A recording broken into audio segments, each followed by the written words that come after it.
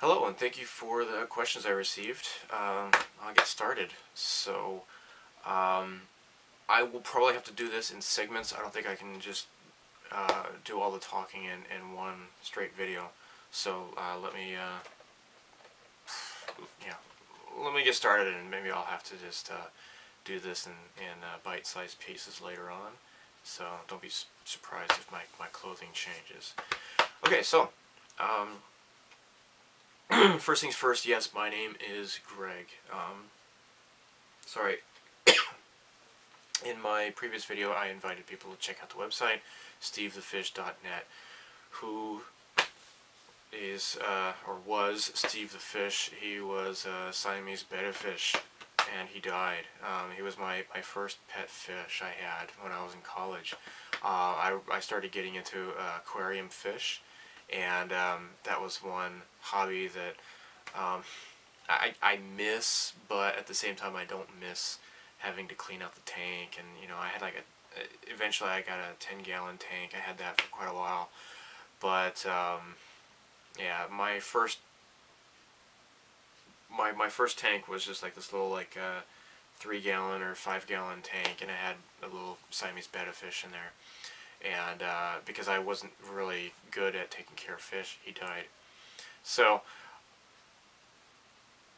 his name was Steve. I named him Steve. I don't know why. I just thought that would be kind of a goofy name for a fish. And so after he died, I wrote these haiku about his death, and I put it up on my homepage because I think January January 1995. Wow, it's been 20 years ago. I can't believe it. I started my homepage, and that was when I was first getting out to the internet, and I think it was December 1994, and I was sick in bed in January, and I'm like, hey, I'll learn how to make, I'll teach myself some basic HTML and make a homepage. So that's what I did, and I don't use Facebook. Well, first, before that, it was MySpace. I hate that crap. I call it facepalm, just because I just forget Facebook. I hate it. I don't want people looking me up and finding me. Actually, I was on LinkedIn, and actually, I know somebody on here found me on LinkedIn. So, and that's cool. LinkedIn, from what I understood, it was supposed to be for like a, business references and such, for your resume, and yet I had these guys. I've had some people that they're just looking me up on LinkedIn. They're like, oh hey, let's let's keep in touch, and I'm like, okay, but there's some people who have found me on there, and I'm like, yeah. So Facebook would be even worse, I think. I would rather remain anonymous. I don't want my name out there, and that's why I didn't register my domain name with my full name, because I don't want people to find me, and I don't want, since my YouTube channel and my homepage is based on just all my nerd hobbies. I don't want potential employers looking me up and finding all this. Oh, well, this guy's a nerd and we're normal tards, and so we don't appreciate somebody who isn't into normal people stuff. So I would just rather avoid that kind of discrimination, I guess. So anyhow, yeah, Steve, he died, and I wrote haiku for his death.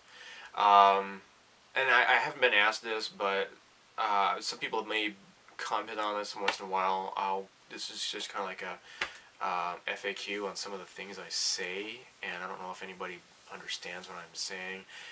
You hear me say Bob Saget a lot, and I kind of came up with that as like a, you don't, it's like a G-rated version. You don't want to say, God damn it, I would say Bob Saget instead, or sometimes I would say Godzilla instead. So Bob Saget, he's just incredibly unfunny, and I just don't like him. Full House is just, yeah, I don't really have very many fond memories of that dumb show, and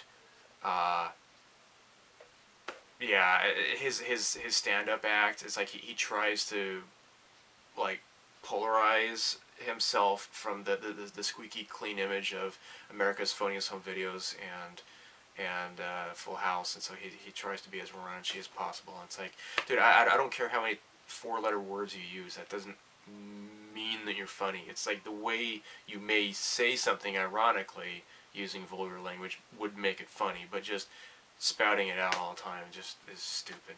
It's immature. So yeah, I say Bob Saget, and it's weird because later I found out there's a, if you look it up, the Tourette's man or something like that, or Tourette's syndrome guy or something like that. This guy, I don't know if it's real or not, but he videoed his father, and his father supposedly has Tourette's syndrome, and he always says Bob Saget a lot. I think that's pretty funny. One other thing I say a lot is, what do you got for me, Rick Astley? That is a Mystery Science Theater 3000 quote. I think it's from episode Space Mutiny, and the captain of the starship comes in on the bridge, and like the guy in the bridge behind the computer terminal, he kind of looks like Rick Astley. So they say, what do you got for me, Rick Astley? And I thought that's pretty funny. That's always stuck in my head. You will hear me say, it's fun when there are things. That's another MST3K quote. You hear me say, rough, that's how your mom likes it, Alex. That is from Saturday Night Live. There was a skit on, it was a Celebrity Jeopardy, and Alex Trebek, he was just going crazy. The celebrity guests were actors, you know, the SNL guys copying the actual people. French Stewart, Burt Reynolds, and Burt Reynolds was calling himself Turd Ferguson. That was pretty funny. And then Sean Connery. And the Sean Connery guy, he was always like making these mom references to Alex Trebek. And one of the questions was, "This is the sound a doggy makes," and none of them could get it right. And then Alex Trebek was just going crazy, and he just says, "Look, you know, we would have accepted woof, arf, or rough." And then Sean Connery says, "Rough, that's just how your mom likes it, Trebek." And that's really funny. You can, maybe I can put a link to that. It's on YouTube. SNL finally decided that it would be a good idea to put video clips on YouTube, because they used to just go after people for uploading their content on their own websites, or their own channels. Okay, so questions. What is the answer to the great question of life, the universe, and everything? As you might know, the answer is 42.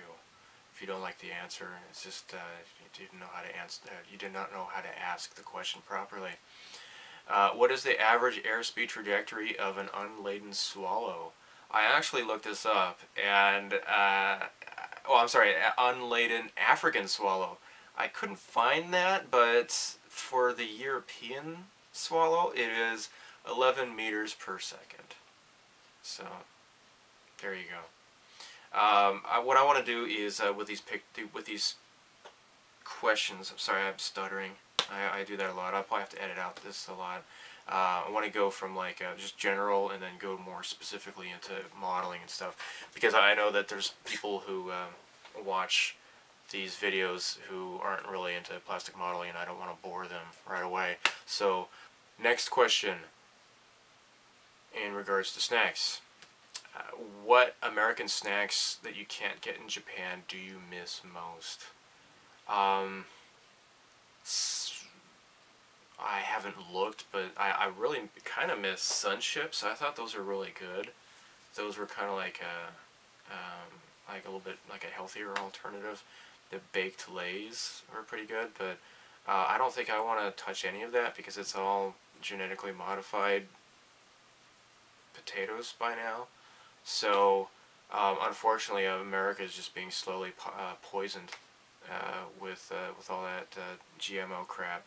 And it's nice, at least so far in Japan, we've been able to avoid a lot of that stuff because they have proper GMO labeling. Well, not proper, but if it doesn't have GMO, it will say. If it has GMO, it doesn't really say, but that's why you just don't buy it, I guess. So yeah, America's just messed up, and unfortunately, Monsanto, they own both the Republicans and the Democrats, so it's it's really frightening. It's like it's kind of like worm tongue, from Lord of the Rings. People are saying, hey, this is causing like a epidemic in food allergies, and these kids are sick, and you got all these kids entering puberty earlier in their life, and this isn't supposed to be happening, and then Monsanto is like, laugh spell, I name you. Ill news is an ill guest. And then all of the politicians were like, yes, what do you come into my kingdom saying these things? It's really disgusting. Really just, it's one of the nice things about living in Japan. I get away from that kind of crap. Anyhow, snacks. I really miss, actually,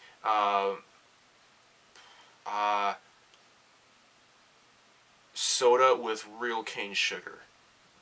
Almost all of the soda here in Japan has high fructose corn syrup, and that's all you get. You don't really get much of a choice. Now there's like one liquor shop that's close to here where I live, and they will sell both Pepsi and Coca-Cola that is pure cane sugar, and it's not the high fructose corn syrup. Yeah, I really, I don't like cola too much, but yeah, it's just some of the other stuff that you would get at like a Cost Plus World Market or Trader Joe's. If you, I don't know what, for you Americans, I bet a lot of you might know what I'm talking about. But I miss that. Other than that, in terms of food in general, Mexican food, there's there's at least one Mexican restaurant in Shizuoka City. I have not yet been there.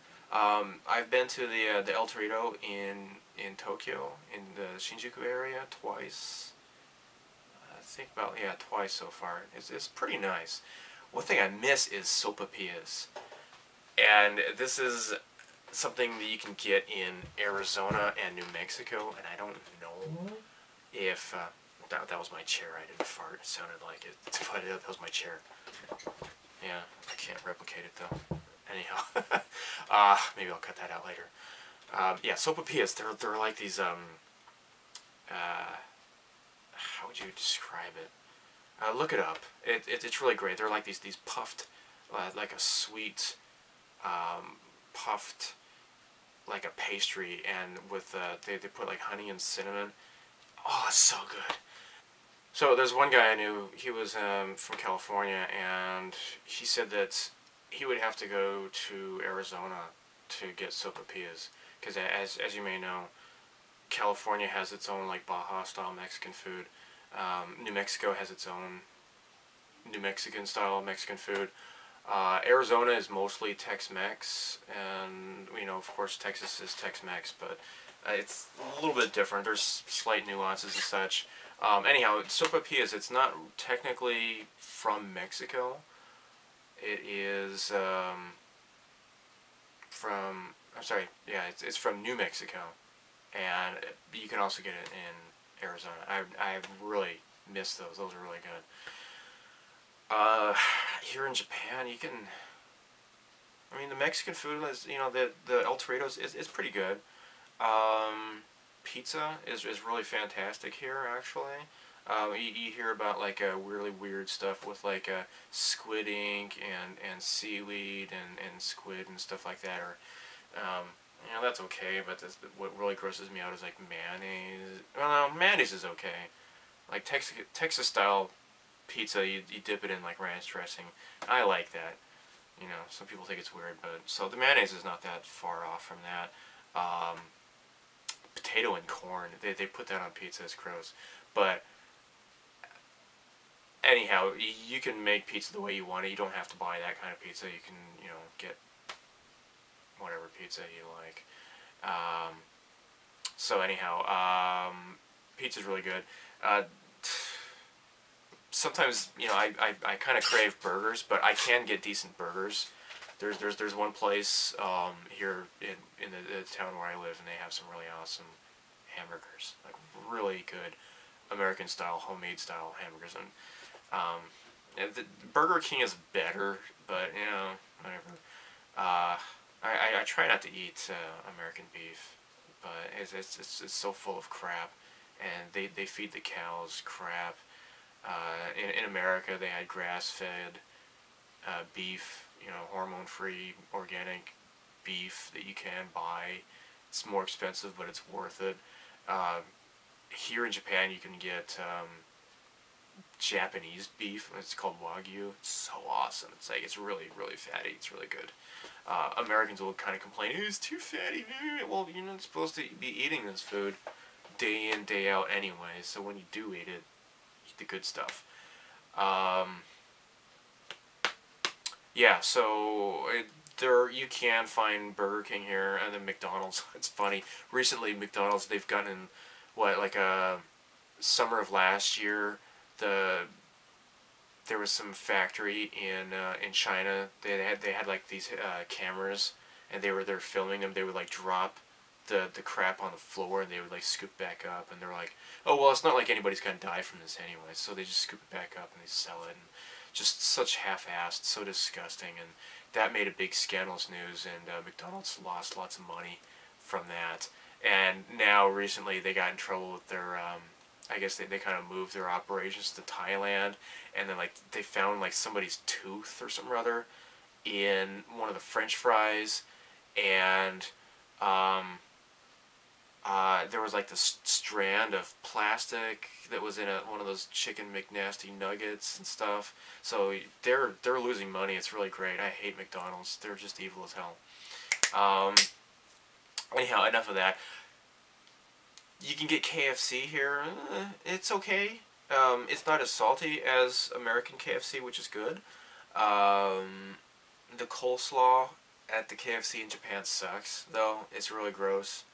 I don't know why they bother, because it's just the coleslaw at the KFC in America was way better.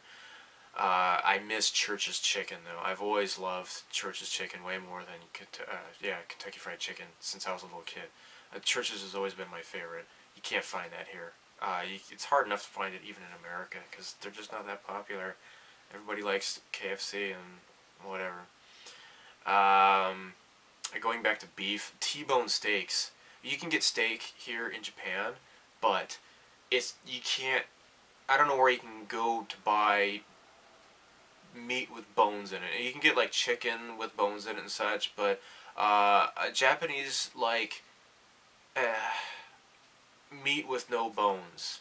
But you know they prefer fish with bones. It's obvious. It's opposite, because Americans like meat with bones, but fish with no bones, and I'm okay either way. But yeah, T-bone steaks and the different cuts. You try talking to the Japanese people about like, oh well, steak is steak.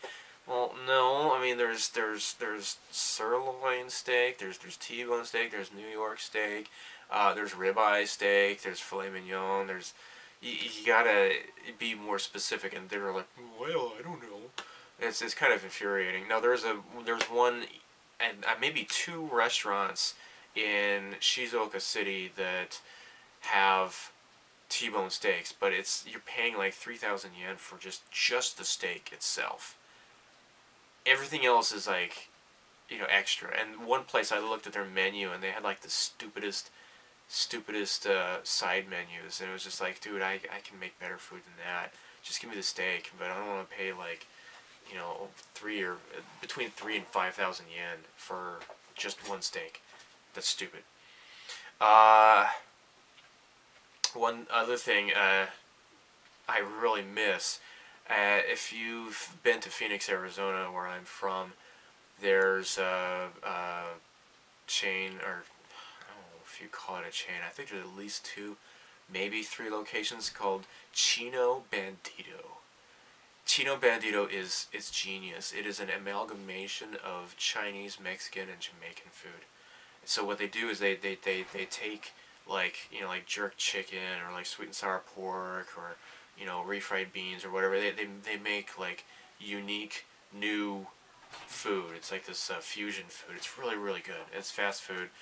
They were featured on that show, uh, Diners, Drive-Ins, and Diners, Dives, and Drive-Ins, I think it's called. And I actually ate there the day before the film crew people came, the TV crews, and the Chino Bandito people are like, hey, if you come back tomorrow, you can be on TV. I'm like, it's okay. Not that interested in that. One other thing that's really great about Chino Bandito is that they will give you a snickerdoodle. Every time you go in there and order food, they'll give you a snickerdoodle, and those were so good. That's one thing I miss is cookies from America. Actually, I have mixed feelings about that, because I kind of stopped eating cookies. You know, that's one snack that I just don't get too excited about. Although those Canadian maple cookies you can get here in Japan are really awesome. But anyhow, the Chino Bandito, they would give you snickerdoodles. When my friend came to visit me in June of the previous year, I asked him to bring a dozen cookies from Paradise Bakery, and I love that place back home. The fresh baked chocolate chip cookies. So I asked him to get like a bunch of chocolate chip and snickerdoodle cookies. And the chocolate chips, there's like, I don't know, I had a lot of nostalgic feelings about those. Those cookies here in Japan, they're always like really crunchy, right? They don't have that soft, fresh baked kind of quality about them at all. They're always just like always wrapped in plastic and such. To me, that's not a real cookie. I want to just maybe get my mom's old recipe and just start making chocolate chip cookies on my own. Just bake them in my toaster oven, because you don't get ovens in homes in Japan. You have to buy like a big oven just to bake stuff, or you can just try your luck with a toaster oven, I guess. So I had my friend bring those cookies, and the quality was not as good as I had remembered them as being, so they were kind of disappointing. But snickerdoodles, though, were not disappointing. Just the chocolate chip cookies were.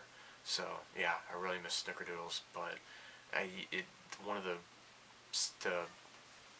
ingredients is the cream of tartar, I guess, and that's what makes it separate from a sugar cookie.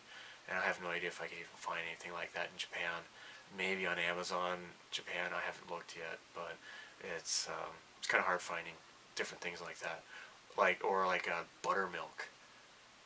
If I want to make like Denny's style buttermilk pancakes, I just use heavy cream because I don't have access to buttermilk. Maybe when I visit Tokyo again, I might try looking for import store that might sell stuff like that, maybe. So, yeah. Somebody asked me, which do you like better, takoyaki or okonomiyaki? Well, takoyaki is a snack. I mean, they're very similar.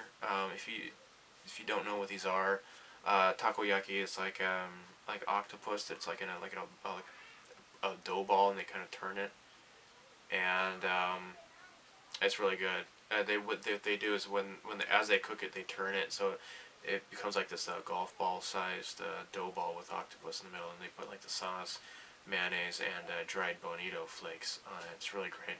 Okonomiyaki is it's kind of like you cook it like a pancake. It doesn't taste like a pancake though, because it's like they put like bacon and shrimp and squid and just lots of different things. It's really awesome. It's really good. You check out my Osaka trip video that I did last year. You can see that in there. video games. Somebody asked me if I have a Neo Geo Pocket Color, and I totally do. You're just getting the reflection here, I guess. But yeah, this is my Neo Geo Pocket. I love it.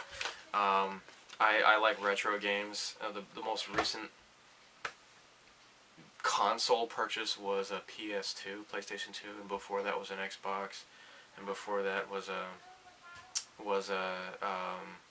Dreamcast. And actually, some friends gave me a GameCube for my birthday several years ago. And a friend of mine modified it so I could play imports. Doesn't get that much use though, unfortunately. But I really like old games. I'm interested in getting you know, a newer console, but it's like I don't have space to put one. The way I have my TV set up, I have all my consoles, and even though even as it is, it's really difficult. And I don't like the idea of buying a console and eventually having these games I can no longer play. You know, like if you buy a PC Engine game or a Super Famicom game or something like that, Mega Drive, you don't have to worry about, you know, like oh well, you know, back in 1991, if you had had a like a 2400 baud modem hooked up to this game console, then you can connect to the server and actually play the game. You don't have to worry about that, you know, because they didn't do that back then. I mean, well, they had some online game stuff, but, you know, whatever. Now everything is all online, and some of these games were, even though you're playing single player, you have to be connected online for some reason, and you get all this, like, oh, you know, the little pop-ups that, oh, so-and-so, they're online right now. It's like, I don't care. I mean, I want to play video games when I want to be a recluse and not interact with people. I don't want to play games to interact with people. Just doesn't interest me at all. So yeah, some of the games and stuff are really cool looking, but I have like, I got all these games, and I probably have more games than I can ever even think of playing in my lifetime. So I might get a 3DS. Well, when it comes to handheld, I mean, I have like a DS, I have a PSP. I might get a 3DS, but I'll just turn off the 3D because I hate 3D. So, yeah. Okay, so next, what is my favorite historical period? This is a really cool question. The first part of history that really got me excited was in junior high. I went through a World War II phase, and I was reading everything about World War II. I would read both fiction and non-fiction for World War II. I really enjoyed reading about the Flying Tigers, and that was just amazing. I mean, they flew so many missions, and they shot down so many enemies, and it went for a very long time before they even lost like a single airplane or something or other. It's just amazing, the stories. I did a report on Pearl Harbor when I was in the 7th grade, and I just did a lot of research, and I really enjoyed reading about that, and I thought it was really interesting because you know, Japan was just like this different country, different culture and stuff, and as I read it, I was learning about the country, and I'm like, well, this is really interesting, it's really fascinating. Then in high school, and actually I've talked about this in my video about growing up as a nerd. Check out that video series. I did that a few years ago. You can learn a lot about me and me growing up as an awkward nerd kid. So anyhow, as I mentioned in that video, I fell in love with Japanese history in high school when I started reading about like the Sengoku period, which is like, you know, like the warring states, like Oda Nobunaga and how he unified Japan and such, and that was just really, really awesome. I thought that was really cool. So I became like a history nerd, and I really enjoyed that. And then as through that, I became really interested in Japan and being like studying about Japanese culture and being a culture nerd and such. At the same time, I had developed an interest in anime and such. And again, I won't go into too much detail about that. Just check out my old video, and you can learn about that too. So, yeah, I was really interested in World War II. My uncle, actually, I got started in models. Originally was with train set stuff, but like real models, I think, is when my uncle kind of taught me how to build a Spitfire. I can't remember the name of the company. It was probably either Revell or Monogram. I don't know which one it was, but anyhow, I don't remember the scale. I no longer have the model. I think I tossed it out a long time ago.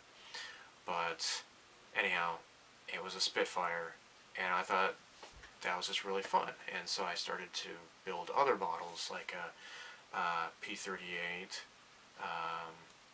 P-51, and then in high school I started discovering science fiction models, and I started to do like I did like the Star Trek the three-piece adversary set. I did a couple of Macross models. I did, what else? Did an MPC model of the X-Wing. So, okay, so question. I'm just gonna talk about modeling from here on out.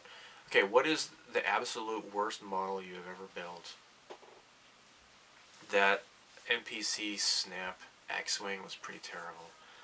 I just couldn't get it right. The X-Wing, you know, it's supposed to be like the wings and the fuselage is supposed to be like straight, of course, but it was like at an angle. I couldn't get it to work right. When I put it together, I think I messed it up. It was just a really frustrating model, and for a snap kit, for a high school kid, you would think it would be easier to put together, but I just didn't like it. It looked kind of okay if I had the wings closed, the S-foils, but when they were in attack position, they looked like crap. Just really bad.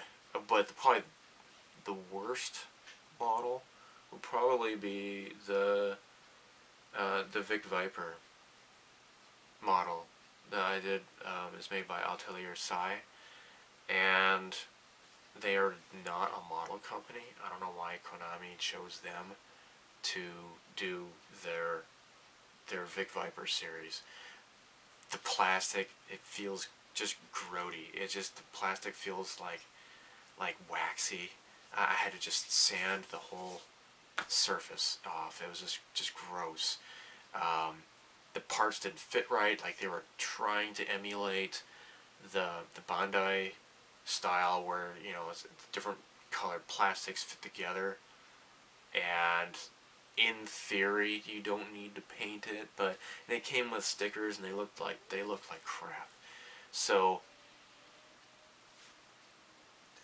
I painted them separately, the pieces like in different colors, and then when I put them together, the pieces wouldn't fit right together. Like there were these huge gaps and such. As it is, I made it look nice, but it's crap.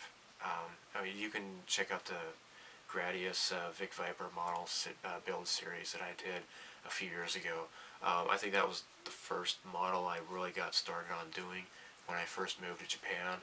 It was before I had an airbrush. I just did it all with spray cans. I just had my air booth here, my spray booth. Oh yeah, somebody asked me what spray booth I have. This is an Airtex Black Hole, It's a twin fan black hole. And they have another version that had like a light, which I thought was really great. But I wanted the twin fan because I work with lacquer paint a lot. I have an unboxing video of the spray booth. Look it up on my channel. So, have you ever built a model so bad that you became too frustrated with it and gave up on it? I think I have. I'm just barely... I don't have that good of a memory, I guess. I can't even remember what I did yesterday, even. But, going back to my childhood, maybe there was some model railroad building that I gave up on. I don't know. Maybe in high school, I do remember giving up in frustration with something and throwing it out, and I think I may have broken a piece and it just wasn't right, so I just threw it out, but I can't remember what it is, so sorry. Okay, so next question. What was the very best model kit you have ever built in regards to quality of the kit?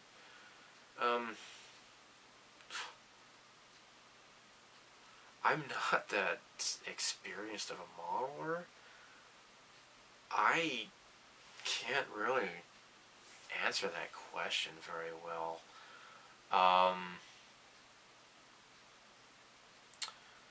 Gosh, in terms of quality, I do like what Wave has done with their kits. Wave kits are really nice. I've done the Sakura Taisen Kobu Wave kit and the Galaga Starfighter Wave kit. So that's pretty nice. I really like that. Gosh, I finally got around to making a Hasegawa model. You know, I finished that back in October. November. That was the Blue Impulse Hasegawa. That was a really nice kit, but for the scale, they had like these tiny little pieces, and they just microscopic pieces, and I don't know why they could have easily had it just molded as a solid piece. Just putting that tiny little piece on there was just crazy. I want to, well, I don't know, I have a stack of Macross Valkyries, 172 scale Macross Valkyries by Hasegawa. I want to get around to doing those eventually, but I don't know when I'll get around to that. I keep looking at the things that I've built. I don't know, in terms of ease, I think the Bandai kits are really great. I don't like how they don't come with actual decals most of the time. Kind of sucks. But, yeah, I need to get more experience under my belt. Because as you probably realize, I start these model kit builds, and I don't finish them. It's kind of crazy.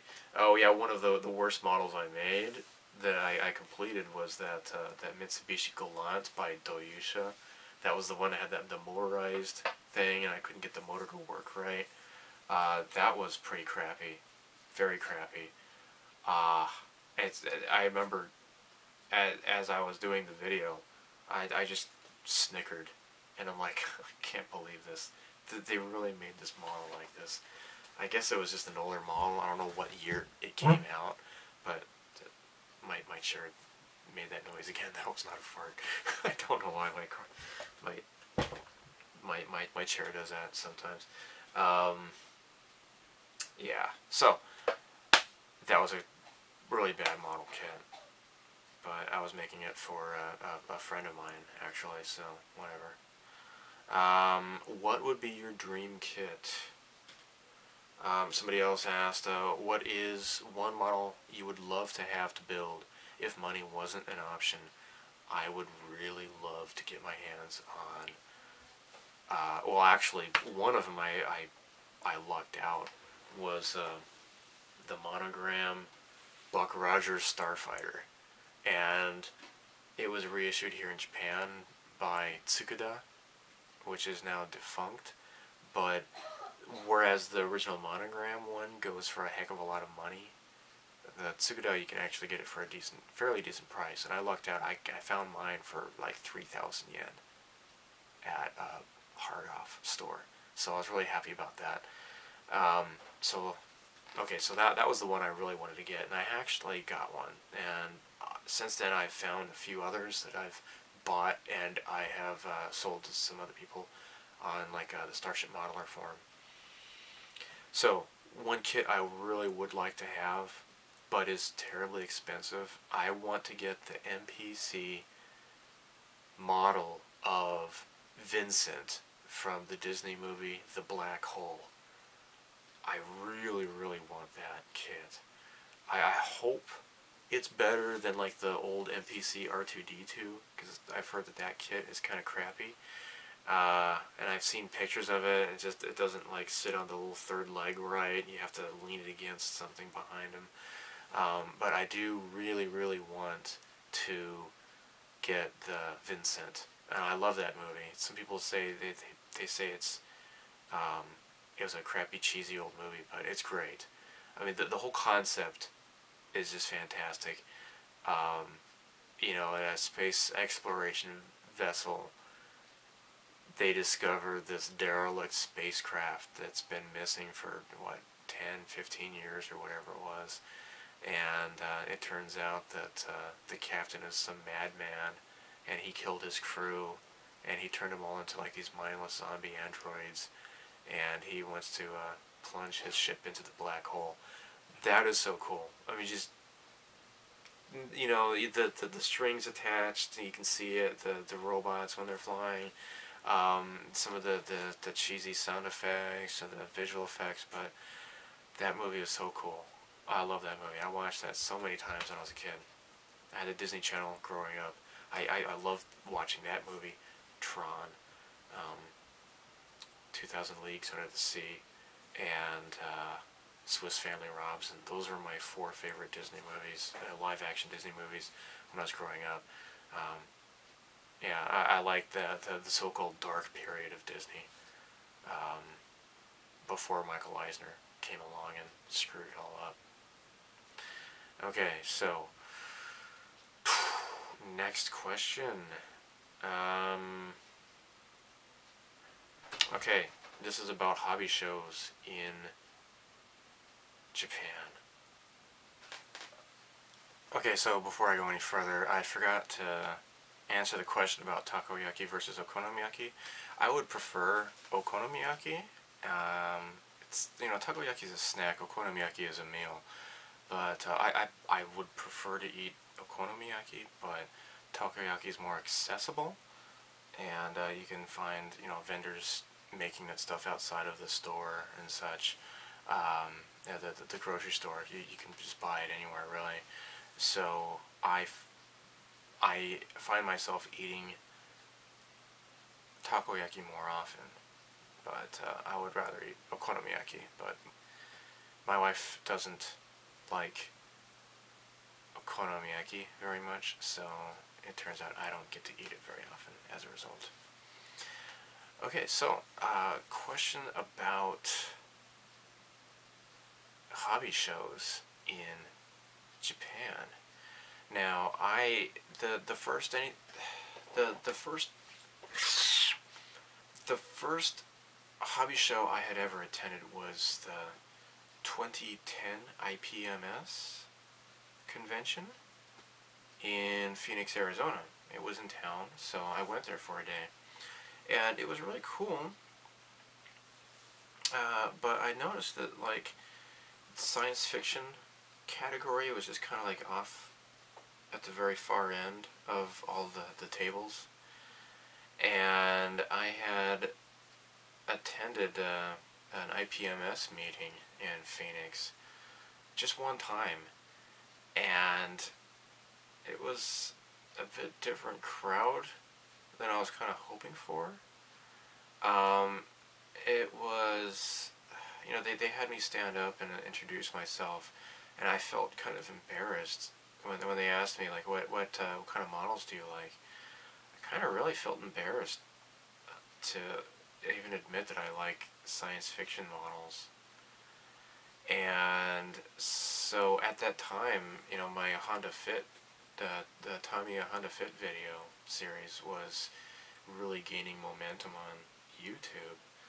So I mentioned that. I said I really like making car models, which is, of course, true. And I mentioned some other stuff I had made, and then I said like, oh, and I like science fiction models. And like one guy was like, yeah, cool. He just kind of like you know, outburst like that, and it turns out that guy probably, from what I understand, is he feels kind of alone, I guess, at those meetings. It seems that the crowd is mostly geared on reality and scale modeling of actual like aircraft or whatever have you. Not necessarily specifically World War II, but grounded in reality instead of fantasy or whatever. And so I kind of felt out of place. Now, the Shizuoka Hobby Show, on the other hand, is a totally different experience. It is really, really cool. So if you've watched my videos, you know, there's like one convention hall, which is all the companies and what they have to exhibit. The second convention hall, maybe a fourth of it is like radio-controlled cars and stuff. You know, the companies that don't really fit in with the rest of them. You know, they're not plastic models or, you know, train models or whatever. They're the radio-controlled cars and such. I always skip that because I'm not the least bit interested in that. But all the rest of it is all the tables, and they're all like there's I guess there's a contest going on, but I don't really pay attention to that. It's all modeling clubs, and they put out their stuff. Like, for example, the big one is like the Miyazaki mecha modelers, and they're the ones who make either existing kits or scratch-built kits for anything Studio Ghibli or Miyazaki. So that's pretty cool, but you know, usually every year a lot of the tables you just see the same thing over and over again. But still, it's really fun. It's really, really fun. The question is, could you do it all in one day? You know, there's just so much to see there. And as opposed to like an IPMS show like the one that I saw in 2010,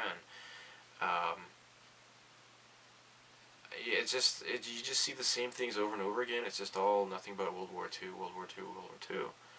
And I like that, and I'll enjoy looking at that, but there's not the variety and the imagination that you see in the Shizuoka Hobby Show with the private exhibitions and such. You will just be amazed. I mean, just watch all of the videos from start to finish and you'll see what I'm talking about. Because I have my camera in hand, it takes a while for me to go through it. You could do it in a day.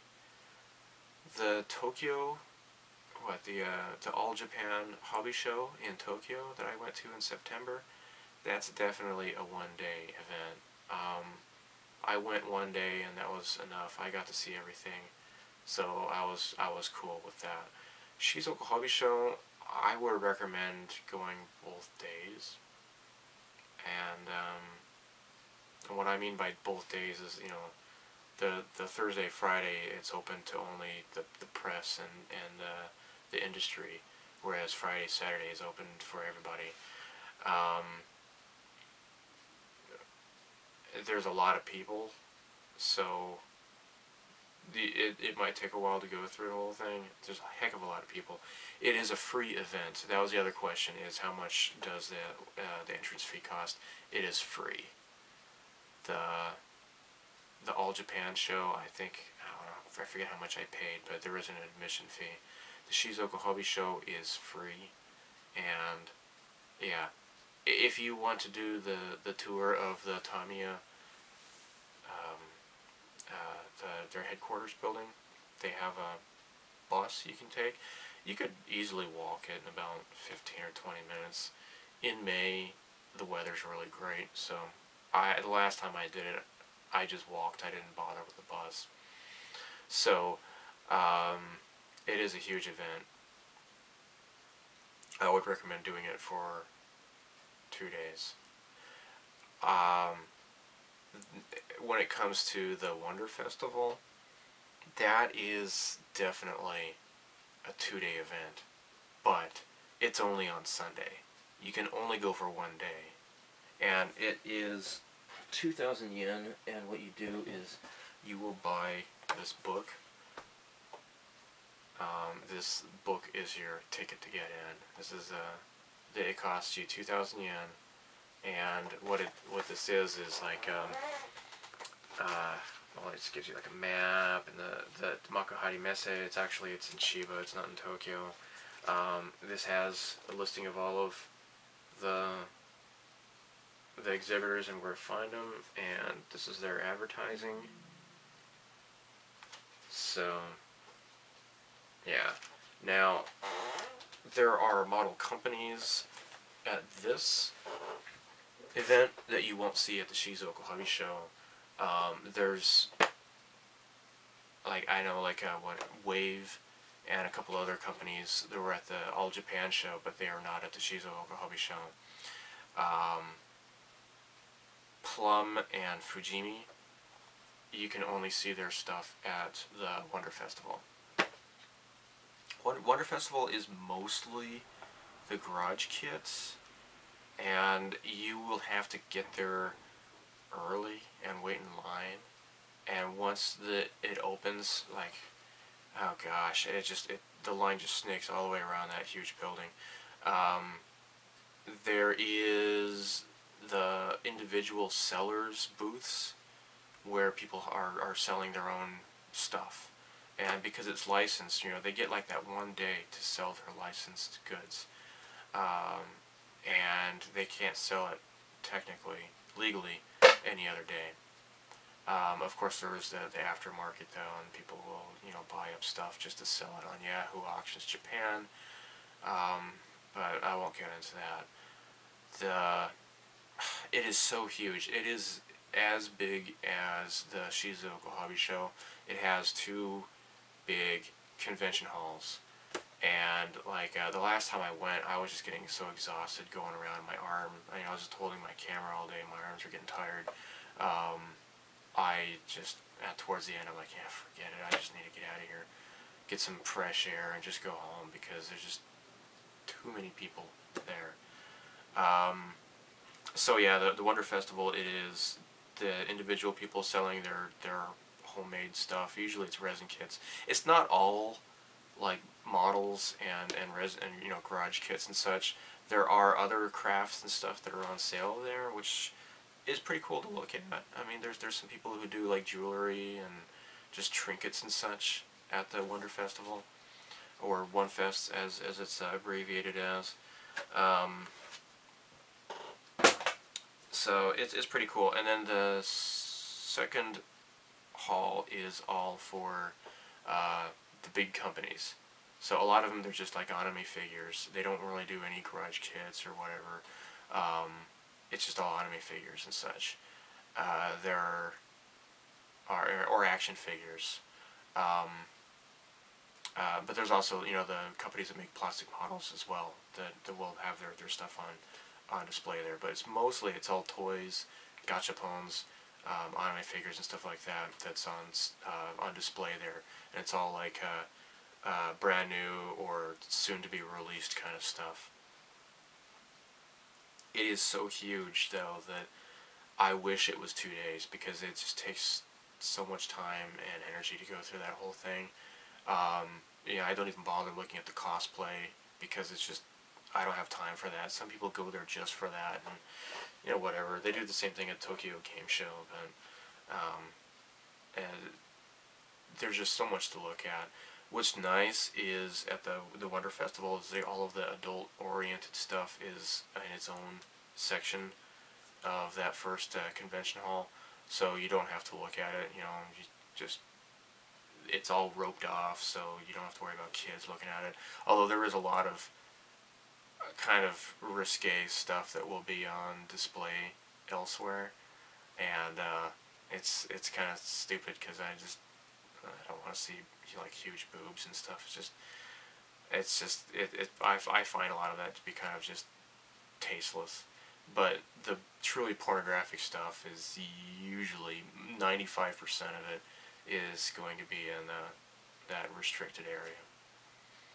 So I really enjoy the culture of modeling here in Japan.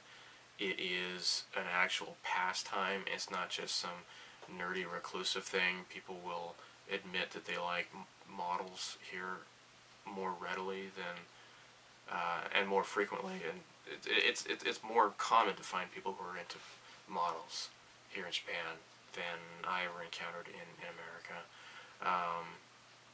And judging by like with the IPMS crowd and such, it's usually there's kind of a scrutiny. It feels like you're kind of looked down on if you are doing science fiction stuff, especially like Gundam kits and stuff like that. And I can kind of understand the bias towards that. And I like Gundam, but at the same time, there's they're really easy kits, and there's not a lot of challenge to them, and as a result, I've kind of lost interest. But to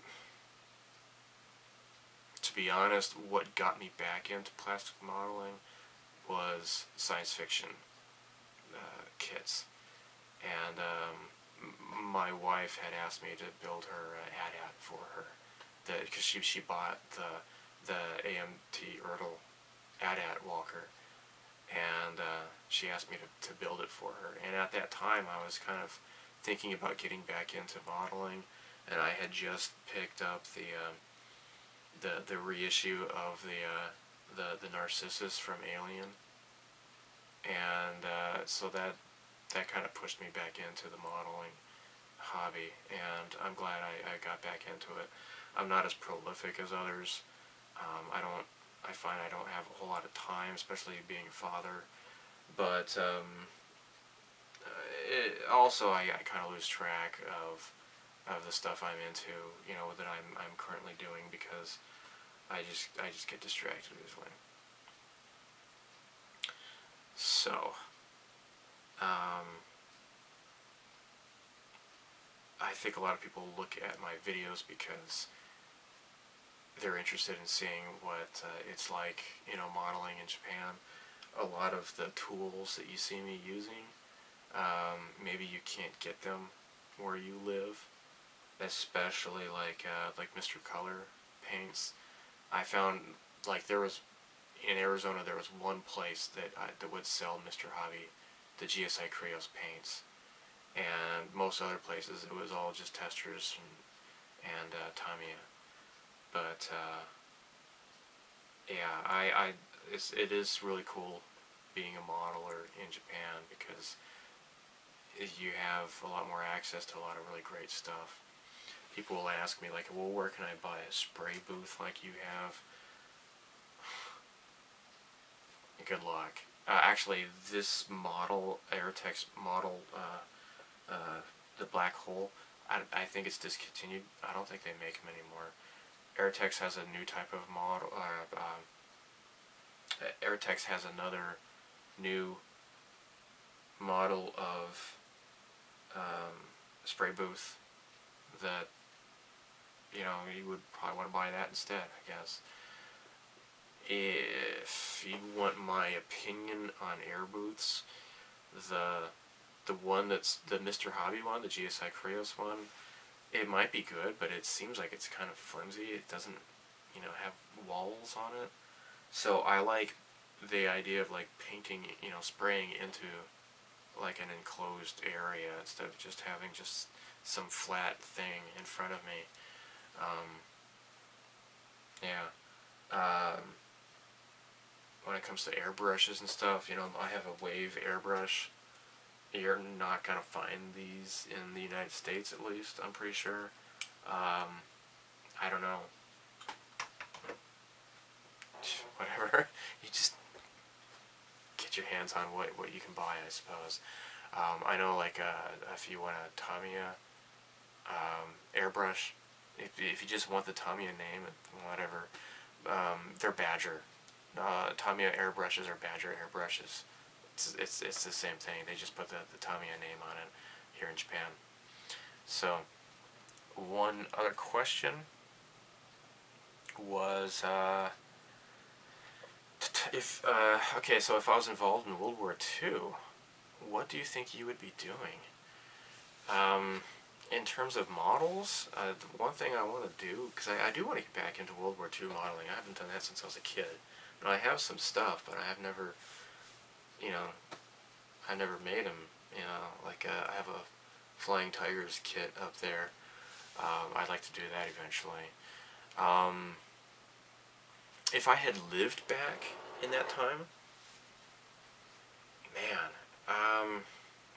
first of all, I'm colorblind, so I don't think I would make a good soldier. Like, like just earlier today, I was playing Call of Duty, and I'm shooting at my own guys, and I'm like, oh wait, those are my guys, because I couldn't tell the difference between their uniforms from far away. I'm colorblind, so like I can see colored, but I just see them differently, and it's more difficult to discern colors for me. And you have to be colorblind to really understand what I'm talking about, I guess. So I wouldn't be a soldier, I don't think. I don't think it would be possible with my eyesight. I have no idea, actually. All I can say is that I really appreciate, though, the people who fought and died. Gosh, there was a Marlon Brando movie where it was after World War II, and he falls in love with this Japanese woman, and what is the name of that movie? That guy, what's his name, Red Buttons? His character, he falls in love with a Japanese lady, and they end up like committing suicide or something or other because of the hardships they went through. Being married to a Japanese girl myself, there's so many people who really sacrificed so much to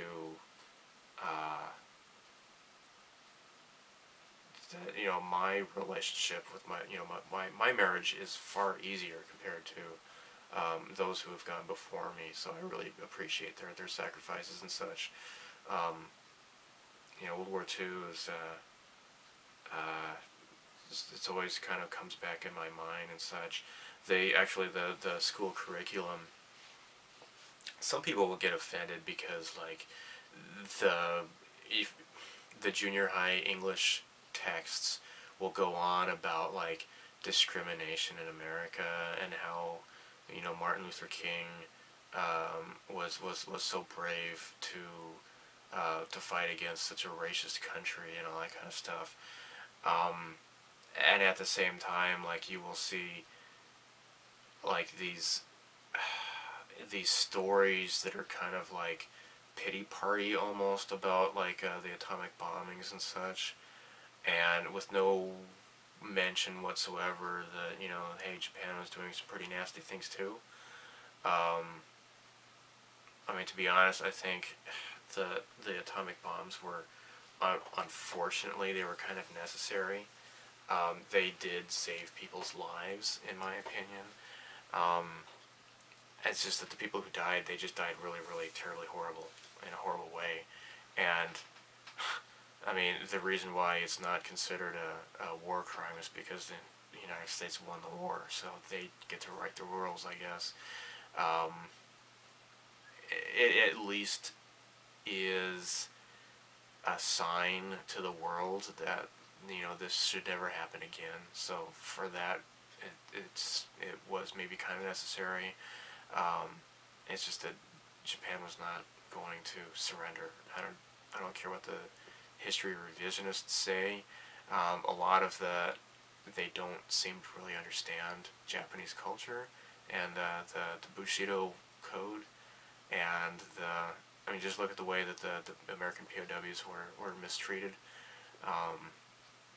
Surrendering, they were not going to surrender. It just wasn't going to happen. So they were really going to try to fight to every last man, and the atomic bombs did put an end to that, so that's good. But yeah, I guess I'm rambling way too much, and I'm stuttering too. But yeah, I'm kind of glad I didn't live through that. I appreciate what had happened though, because I wouldn't be here if it wasn't for World War II. Kind of, you know, if the tensions had just kept going for years and years, you know, the World War II finished it, and here I am. I live in Japan now as a result. So, yeah, I certainly don't take it lightly. So I've actually been going through quite a bit of a World War II phase lately. Been watching a bunch of older movies, older war movies. This is one of my favorites, A Bridge Too Far. This is really great. I bought this years ago. I think that was one of the first few DVDs I ever bought. Recently, I just got this package from Amazon America. The shipping is really reasonable, actually. It's really nice. I have not yet seen this. This is Midway. I would like to see this.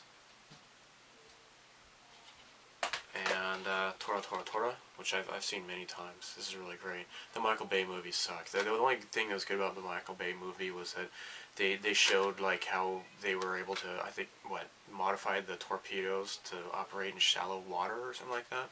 And I want to see this, The Dam Busters. Actually, this is one of the movies that have been cited as one of the inspirations for it's one of the inspirations for the Star Wars movies. This is a World War II movie. I've seen some comparisons of in Star Wars the Millennium Falcon turrets gunfight scene, and how it directly relates to this one. This has a lot of the same kind of action on I think it's a movie about bombers. So, and I watched this over my winter vacation. This is 633 Squadron. This is the first one. This is another movie that is one of the inspirations for Star Wars, and watching it, it's definitely an inspiration for the Death Star trench run, certainly. These other two movies I've never seen before, Bridget Remagen, and Devil's Brigade. I haven't seen these, but this is 3 movies on one DVD, and the picture quality is not bad, actually. I watched it on my laptop, and it was just fine. There's one other model I should have mentioned, with the question of what model has really impressed me with its quality and such. I'll definitely say more when it's finished, but the Knight Rider kit by Aoshima was really, really fantastic. The first car model I made was the Tamiya Honda Fit, and that's what really got this channel a heck of a lot of exposure a few years ago. The Tamiya car was really nice quality. I've seen like Revell cars and NPC cars. I don't know, some people might like those because of their the engines and such, with the hoods that pop up or whatnot. But the Tamiya car was really fantastic. Aoshima seems to make even better cars. There's really nice how things came together, and like with how the wheels would move back and forth. Really fantastic. Another one of those holy grail models that I managed to find, you know, it's a lot cheaper for me to get here in Japan, was this. And I did an unboxing video of this. This is the Lensman, sorry, the Britannia 2 from the Lensman anime. So incidentally, I have two of these. I have one for myself, and I managed to get a second one. So if anybody's interested in owning this kit, I'm asking $50 US. Just send me a message, and it'll be yours. And that's probably half as much as what it would go for on eBay.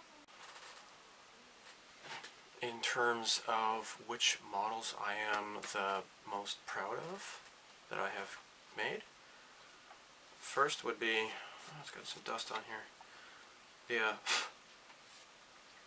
the Tamiya Honda Fit. It's pretty nice. I was really pleased with how that turned out, especially with the custom license plate that I had made. So this is just fantastic all the way through. I really lucked out with that, because when I was doing the video, you know, I made a lot of mistakes, but finally got it right. And I'm not sure if I can ever make a car look as great as that. Number two would be this Galaga Starfighter model. I'm pretty proud of how this turned out. I think it's pretty nice. So yeah, these are the two kits that I am the most proud of. Somebody had asked about the poster in the background. This obviously is The Empire Strikes Back. This is Aliens. If you don't know Aliens, then come on. I mean, both of these movies are, like, in my opinion, the two best sequel movies ever made. One of these days, maybe I'll do like a video tour of my hobby room. You know, I've got like all of these video games from here all the way to over here on this side here. One of these days I'll probably do a video on just my game collection. I have done a video of my model stash. So, see, all the way up to the top of the ceiling there. I've actually kind of been reducing some of the stuff, like especially like Gundam kits that I will never get around to building. So I think I have covered all of the questions. So thanks for watching. This has been a long video. I'm sure it's over an hour by now. So thanks, take care, and thanks for watching. You notice that I've never been, you know, bugging for people to subscribe or whatever. I see a lot of videos like, oh, please subscribe, please subscribe. And like, I won't say I don't care, but, you know, people will do that on their own volition. I'm not going to beg people to do that. It's whatever you want to do. So if you want to watch the videos, thanks. If anybody's sat through this whole thing and listened to what I have to say, then thanks a lot. So anyhow, see you later. Bye.